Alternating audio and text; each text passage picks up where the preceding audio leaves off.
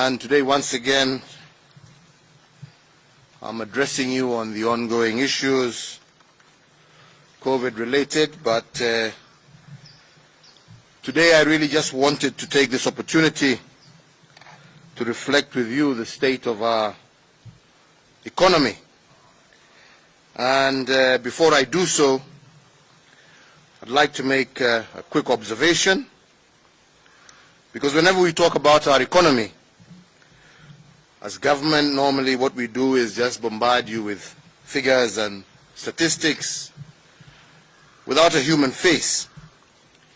Yet behind these figures are real men and women, children who are struggling. The hard-working farmer who mixes his sweat with the soil in order to feed his or her family, but also to feed our communities. The diligent mother who has a double role of nurturing her family while at the same time maintaining a full-time job.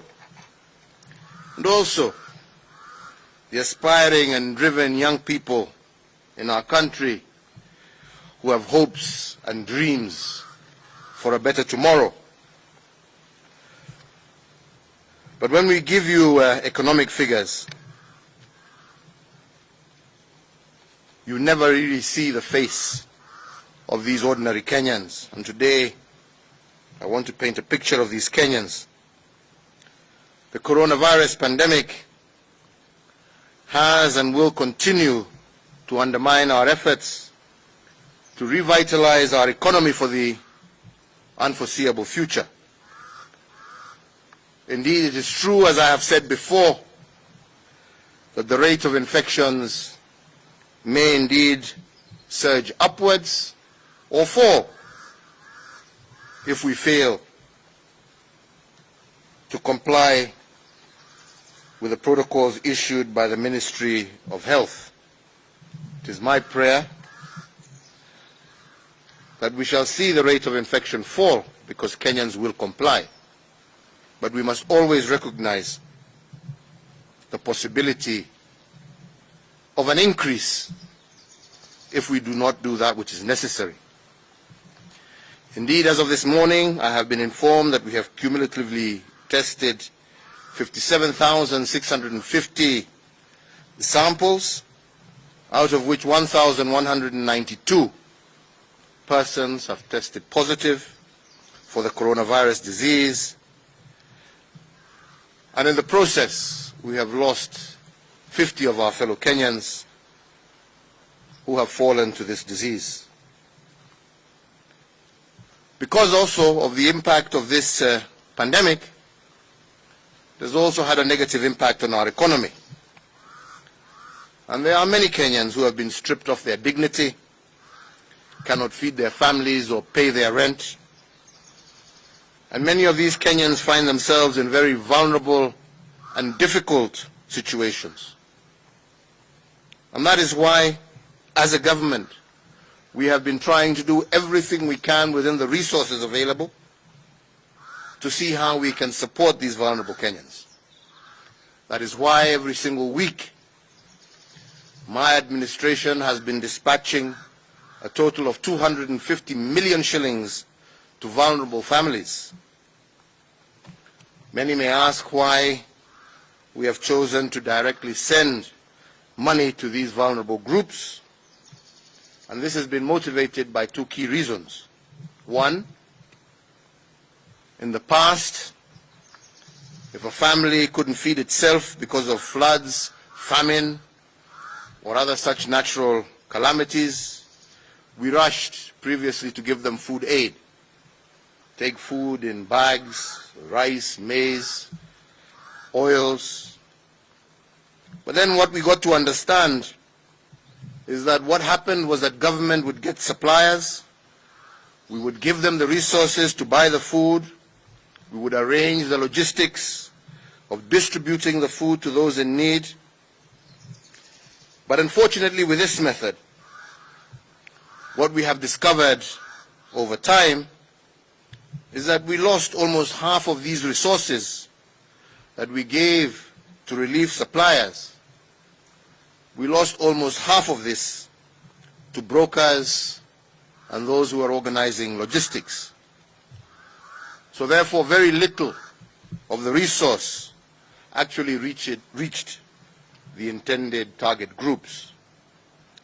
So therefore, we had to change this method by taking advantage of increased technology which is now available in Kenya. And we have now changed the mode of delivery and replaced it with one where money through M-Pesa is directly sent to families. And through this process, we have managed to bypass brokers and various cartels that used to dominate the sector. But also, which is also equally true, as a result of this, we have also managed to catalyze local economies through the injection of 250 million shillings each week through these families into local economies across the country. Money in the hands of a family also restores dignity, for it gives people the power to make economic choices in their local spaces and not depend on lining up waiting for food relief. And these choices, I strongly believe, catalyze and help us build the economy from the bottom up. Indeed, during these unprecedented times of coronavirus, we have to cushion our economy. And we must cushion our economy from below up, not from top down.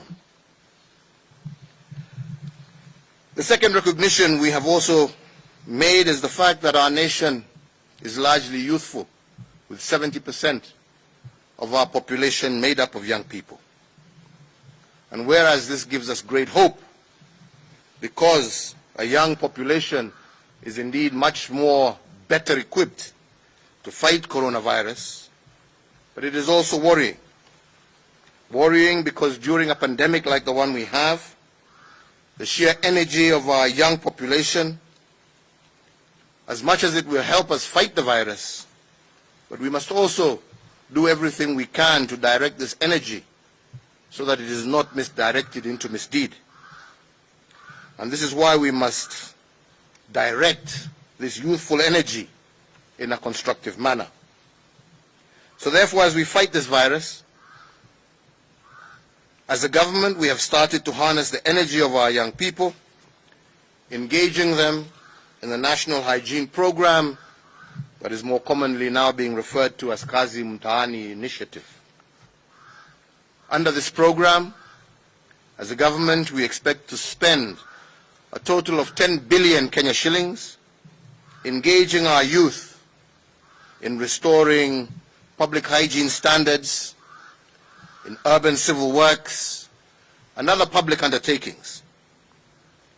Currently, during the trial period which we have been executing over the last few weeks, we have engaged a total of 26,000 young people. We now intend, hopefully with the passage of the budget that we have put before Parliament, to increase that number to 200,000 young men and women across our country. And also to make it sustainable in the post-coronavirus period.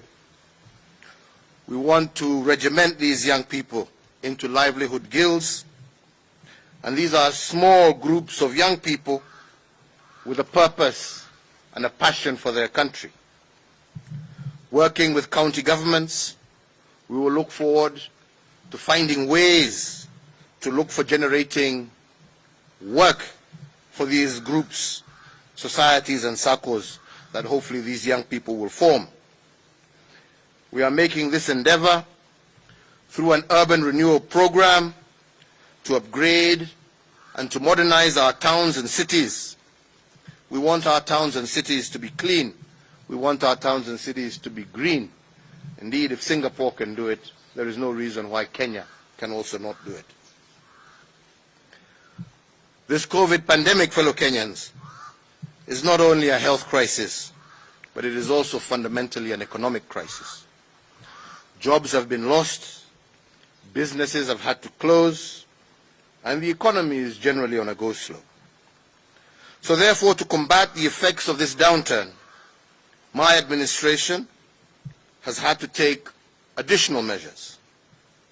Today, I am happy to announce the rolling out of my 8-point economic stimulus program, amounting to some 53.7 billion Kenya shillings. The injection of this money into the economy will stimulate growth and cushion families and companies as together we navigate our way out of the COVID-19 pandemic. The first element of this 8-point program will focus on infrastructure. Fellow Kenyans, I'm sure you are all aware of the damage that has been caused to our infrastructure as a result of the ongoing rains. And this has affected our country across the entire length of our borders. To address this challenge in the short term, as a government, we intend to rehabilitate damaged access roads, footbridges, and other public infrastructure. We have set aside a total of 5 billion Kenya shillings to hire local labor, our local young men and women across the country, to engage in this undertaking.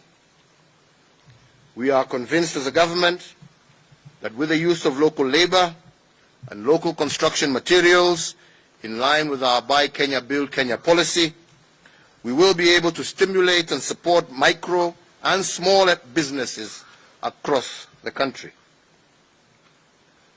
The second element of our stimulus program will be about education. We know that parents, and indeed our children across the country, are concerned about what the future holds for them. But I want to assure you that in the very near future, we shall be communicating, after the extensive discussions that are ongoing between parent-teachers associations, with our teachers, with our school administrators. We will be able to come out to you and tell you what plans and programs we have for our education sector to ensure that our children are able to carry on with their education. But in the meantime, in our current budget, we have allocated an additional 6.5 billion shillings to the Ministry of Education. The purpose of this is to hire an additional 10,000 teachers and an additional 1,000 ICT interns to support our digital learning program. The program will also support the improvement of school infrastructure, including the acquisition of an additional 250,000 desks across the country, and these desks will be made by our local artisans across the country. The aim of this particular objective is to get thousands of our graduates off the bench and off the street into action, while at the same time supporting our local artisans, our local builders, and their businesses. The third element of our program will target our small and medium enterprises. During this COVID pandemic, the liquidity of these enterprises has been adversely affected. The stimulus program that we are proposing will deal with this in two ways. First and foremost, we have allocated Kenya shillings 10 billion to fast-track payment of outstanding VAT refunds and other pending payments. I'm also happy to note that just yesterday, the National Treasury released about 30 billion Kenya shillings towards the payment of pending bills in the road sector. In addition to this, we will inject a further Kenya shillings 3 billion as seed capital for the SME Credit Guarantee Scheme. The intention here being to provide affordable credit to our small and micro enterprises. And to do so in an efficient and structured manner, borrowing from the professional standards and practices of the private sector credit arrangements. Health is our fourth target of our 8-point stimulus program. My administration intends to hire another 5,000 healthcare workers with diploma or certificate level qualification for a period of 1 year. This will not only enhance our COVID-19 response capability, but also enhance the implementation of the Universal Healthcare Coverage Program. Further, the stimulus program will set aside a further 1.7 billion shillings for the expansion of bed capacity in our public hospitals. And here, I encourage our Ministry of Health to utilize our Juakali sector in this endeavor. Let us make and build these beds that we shall supply here locally so that that money circulates in and amongst our people. Similarly, resources will be pumped into our medical research facilities to enhance their research capacity, which is critical to generate new innovations in the medical field, new innovations that will not only help us combat COVID-19, but also other diseases and afflictions that may face our people now and into the future. But with the extra resources, these facilities will also undergo some level of reform to optimize their performance. So, fellow Kenyans, you will be hearing of changes in the sector of research to ensure that those who are going to be charged with that responsibility and with the resources being given are up to the task of meeting the desire and objectives not just of government, but of the people of Kenya. I am persuaded that these reforms will upscale our medical research facilities to a standard that can indeed rival any in the rest of the world. The fifth element of our stimulus program will focus on agriculture. My administration has prioritized Kenya shillings 3 billion for the supply of farm inputs through e-vouchers, targeting some 200,000 small-scale farmers initially. This is meant to cushion farmers from the effects of adverse weather and to secure food supply chains in the post-COVID-19 period and into the future. Further, under this program, we also have allocated a further Kenya shillings 1.5 billion that will be set aside to assist our horticultural and flower producers to continue accessing international markets in this period where we have a shortage of flights into and out of our country. These interventions will support the sustenance of farming communities and provide continued gainful employment for many thousands of workers in our breadbasket areas. Fellow Kenyans, tourism is our sixth target area. This sector is the one that has suffered most dramatically because of restricted movements and the termination, as I have just said, of international flights. To jumpstart this important sector and to protect its players from heavy financial losses, my administration will provide soft loans to hotels and related establishments through the Tourism Finance Corporation, and a total of Kenya shillings 2 billion will be set aside to support renovation of facilities and the restructuring of business operations by actors in this industry.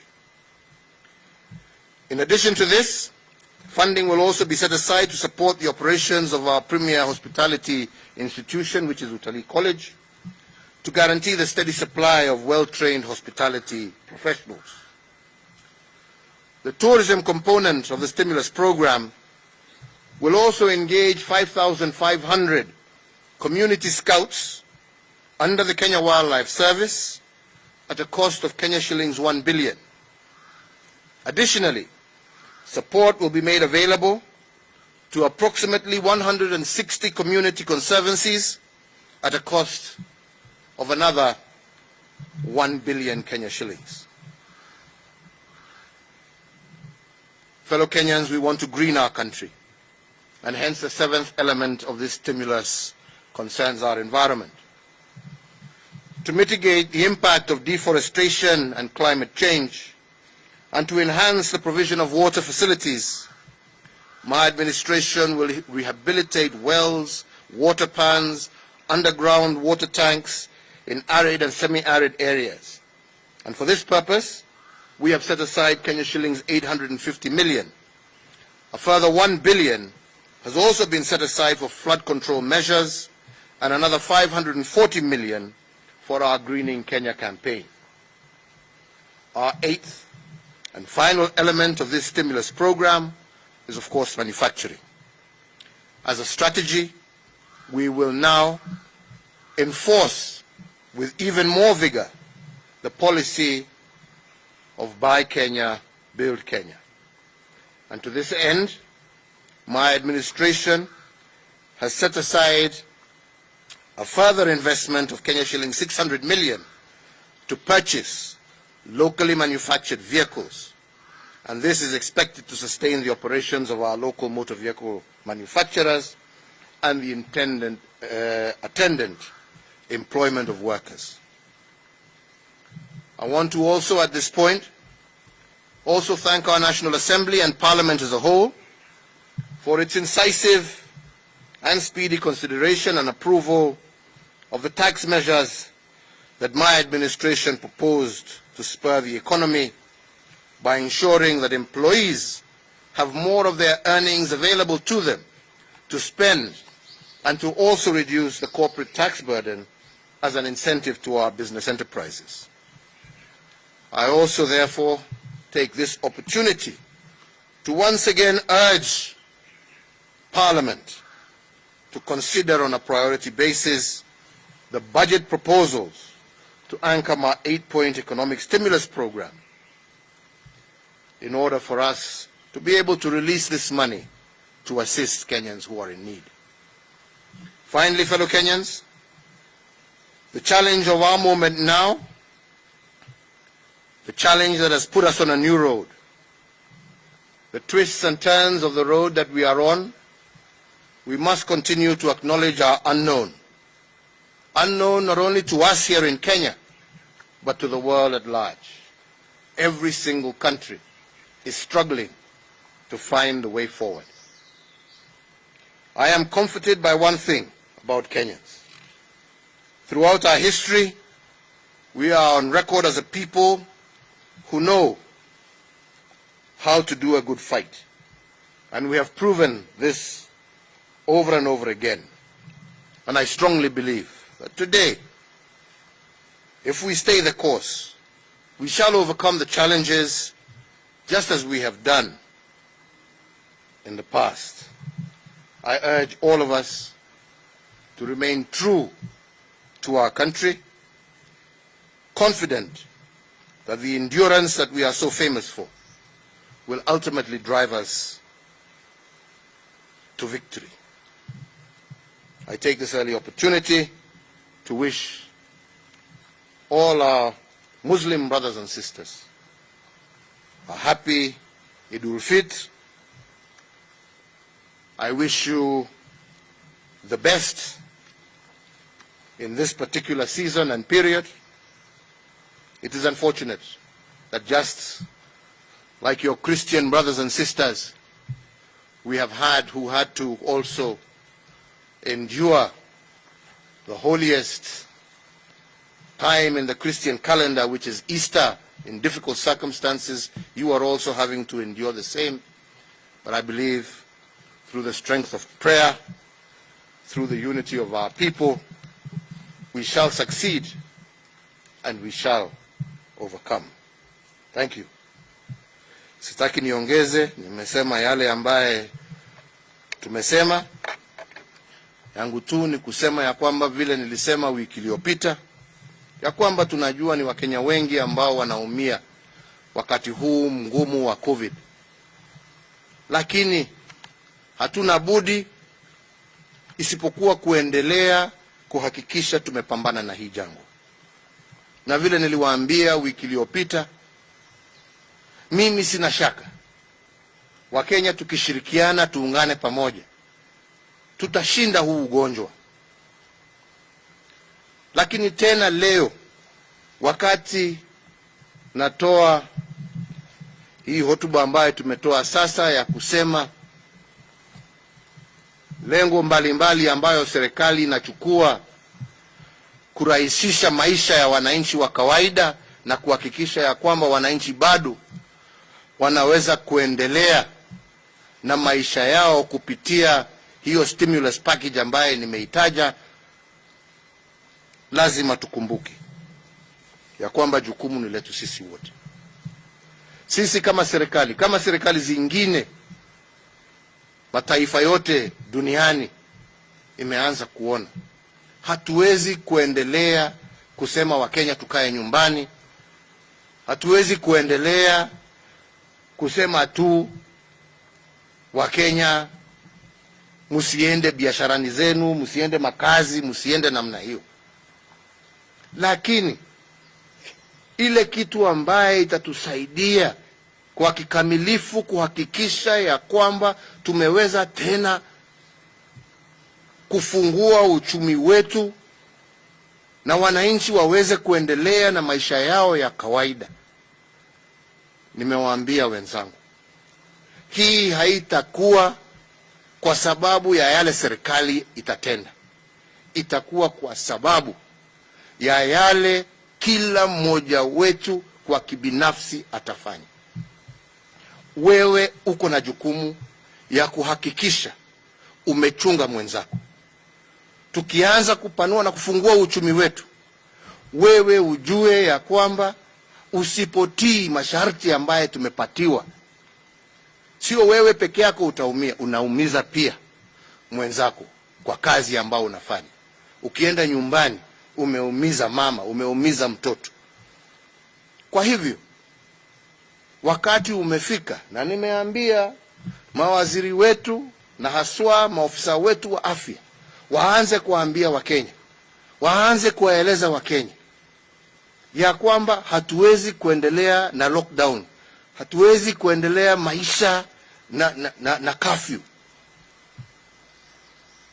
Na tukifungua hii ugonjwa ukianza kuenea, Wakenya lazima mjue ya kwamba itaenea kwa sababu sisi wenyewe, mimi Uhuru, Matiang'i, wewe na ule mwingine, hatujatimiza yale masharti ambayo tumepatiwa. Lakini tukiyatimiza, wenzangu, tutapona.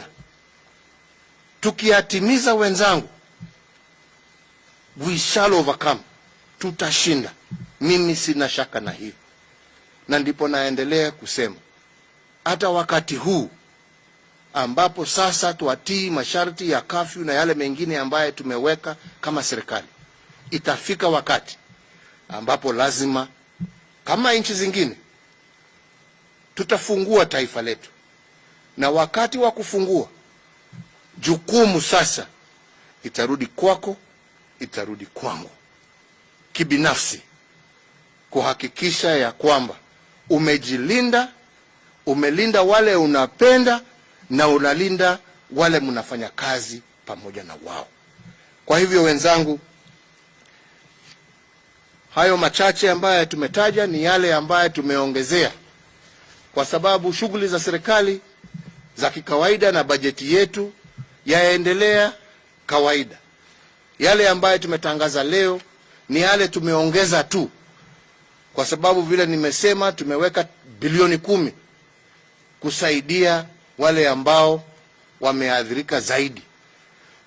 Lakini msisahau Wakenya, bado kwa bajeti yetu tuko na ile bilioni 30 billion ambayo bado iko kwa bajeti, kumaanisha ya kwamba mwaka huu ambao ni mwaka wa kipekee kwa sababu ya huu ugonjwa, sasa tuko na 40 billion ambaye tumeweka kama serikali kusaidia jamii ambayo zimeangamia zaidi.